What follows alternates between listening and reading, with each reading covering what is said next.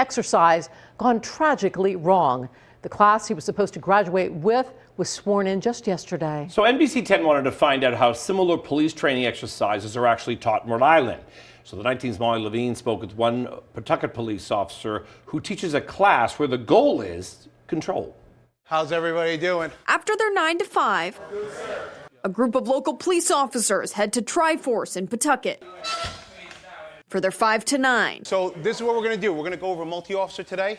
Led by Coach Percy Smith, an inspector for the Pawtucket Police Department and a black belt in Jiu-Jitsu. I've been a police officer for almost 20 years. His experience on the force and on the mat prompting him to start a Brazilian Jiu-Jitsu class for law enforcement officers. There you go, right there.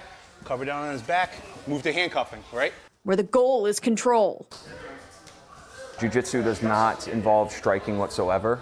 So that really comes into play when I encounter a suspect that may be giving us some level of force. Instead of me trying to punch him in the face or somewhere in the body, it's not really doing a whole lot. Maybe a move learned here in Jiu-Jitsu that puts them into a compromised position and makes the officer in a safer position to allow backup to respond. The tragic incident in Massachusetts happened during a defensive tactics training exercise. 25-year-old state police recruit Enrique Delgado Garcia died after becoming unresponsive in a boxing ring. He was supposed to graduate from the State Police Academy Thursday alongside the other 185 troopers in his class. Instead, he was honored with a badge and a moment of silence. Mass State Police have since suspended full contact boxing training activities after the tragedy. In Rhode Island, state police recruits are required to pass boxing instruction, according to the Academy's website. But back at Coach Percy's class for cops, striking is not part of the curriculum. It's not just a bunch of guys on top of some guy trying to figure out what's going on.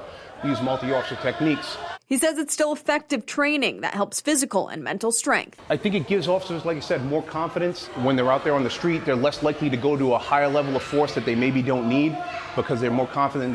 They have a realistic understanding of their assets and liabilities. Reporting in Pawtucket, Molly Levine, NBC 10 News Night Team.